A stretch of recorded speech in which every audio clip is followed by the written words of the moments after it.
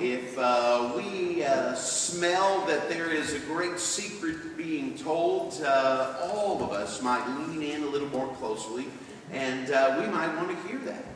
Especially if it relates to someone we know, something we know. If it somehow touches our lives, well, that's a secret we want to hear.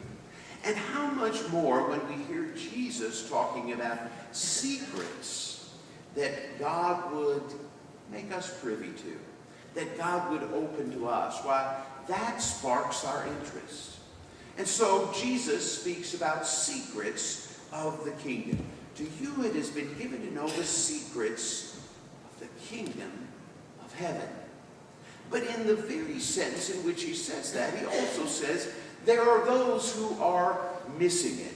And he sets up this wonderful contrast that draws us in right from the very start. Secrets? Why, I want to know that.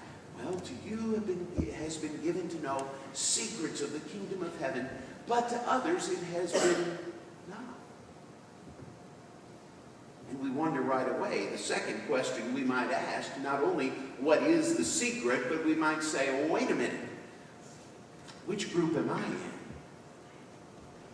And Matthew knows that as he's relating what Jesus has said about these parables. He relates to us that Jesus goes back to answer the question about why. Why the parables? Why doesn't he just give it to us in plain language? And Matthew tells us in a subtle way that Jesus is inviting us to a place of reflection, a place of considering who God is and who we are in light of God. And it requires something of us. It requires something of our minds and our heart and our determination to enter in and to ask those questions. And to not just understand with our minds what these parables are, but to understand the challenge that they present to us to live in relationship to God faithfully. And so Jesus wants us to understand that the parables are given so that they might invite us in a serious way to consider and wrestle with these challenges of what it means to live faithfully under God's kingship, the kingdom of heaven. Now he begins by going back to a passage in Isaiah. And it's a wonderful passage, but once again, it sort of leaves us with that slightly unsettled feeling, because there are those who see and who hear and who understand, and then there are those who don't. Now, most of us can relate to that because we've been on both sides of that.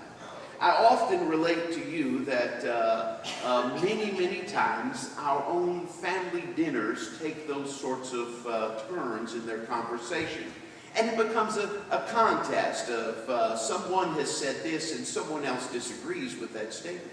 And it makes for wonderful and lively conversation. But inevitably, at one point or another, someone turns out to be right about something, and someone else turns out to be mistaken. That is, about those things that we can come to some sort of determination. But there are many matters we have to leave unsolved. It's a matter of opinion and how we feel. But there are some things that can be looked at and discerned, and we know what it's like to be on the downside of that, to have been mistaken, to really not have remembered or seen or understood that that was the answer to the question. And we don't like that experience. We like to be on the side of those who see and who know, who are right, if you will. We like to be right. So when we read this passage, it leaves us a little unsettled because we want to be the folks that see and know and hear and understand. And it almost sounds, in Jesus quoting from Isaiah, as if God is purposefully hiding these things. He says, you'll listen but never understand. You'll look and never perceive. And then it begins to come out in the passage that there's something of the hearers involved in this. Their hearts have grown dull. Their ears hard of hearing. They've shut their eyes. And we say, well, wait a minute. that's something that they did. They were involved in that. They shut their eyes. They hardened their hearts. They looked away. And then the whole passage turns on the word turn. Let me say that again. The whole passage turns on the word turn. It's not God hiding himself. It's God inviting his people through the prophet Isaiah to come for healing. A healing of the mind and the heart and the life that would turn them back to God from, well, sin in their own prideful way. And the whole passage pivots on this idea that God is willing and invites them to be healed. Say, listen, you have been lifted up in your arrogance, in your pride, and you think you see, and we know that experience. You think you know, we know that experience too. You think you understand, but you do not. So come to me and let me heal you. And it's a plea for humility, for repentance, for humbling oneself before God and saying, God, I'm not sure I do see. I'm not sure I do know. I'm not sure I do understand. And you see, this is the foundation that Jesus lays. So he tells the disciples, listen, to you has been given the secrets of the kingdom. But to many others, why, they're just like the people that Isaiah spoke of long ago. They think they see. They think they know. They think they understand. But their hearts are hardened. They've shut their eyes. They've closed their ears. And God still is inviting them to humble themselves that they might truly see and know and understand. But you disciples, are different. For many want to see and hear and know what you are privileged to see and hear and know. Now, the only interesting, I won't say the only interesting, but one of the interesting things about that is, it seems not to be the case. If we were to read a little bit further, the disciples don't understand. In fact, they come to Jesus and they say, listen, you told us we're privy to the secrets of the kingdom, but we don't understand this parable. Once again, we can relate to these disciples. We're not sure we understand. You told us our eyes see and our hearts are open and our ears hear. And we would understand, but we really don't. But you see, what Jesus is saying is that the secret of the kingdom, the answer, is Jesus himself. And they are abiding in the presence of Jesus. They are staying with Jesus. They are listening to Jesus, and they come to him for the answer. And this is the central point that Matthew makes about understanding the kingdom of heaven. This is the secret of the kingdom of heaven. And there are those who don't see, who don't understand, who don't get it because they have rejected Jesus. And it's the disciples who stay with Jesus. They don't quite get that he is the secret, but Jesus himself is the secret. It's as if God has a beachhead, has opened a door, has made a way for the kingdom of heaven to be revealed, and it's in Jesus Christ. It's the breaking in of God's kingdom, and it's found in the life and the ministry, the teaching of Jesus. Ultimately, all that he would do on the cross, in the resurrection, the entire witness of God in Jesus Christ is the breaking in of God's kingdom.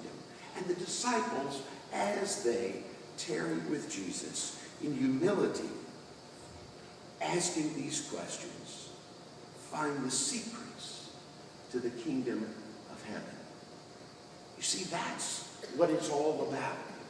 It's really an open secret. It's a secret, but it's an open secret.